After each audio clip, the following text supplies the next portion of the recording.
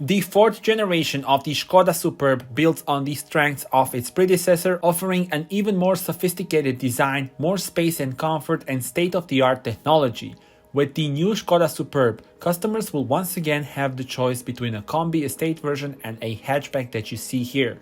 Škoda Auto offers 6 versatile, modern and highly efficient powertrains for the all-new Superb, with outputs ranging from 110 kilowatts, 150 horsepower, to 195 kilowatts or 265 horsepower.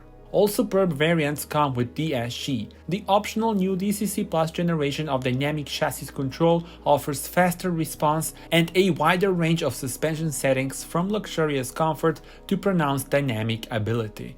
Visually, it looks very modern and incorporates Škoda's updated design language. Tell me in the comments, how do you like it?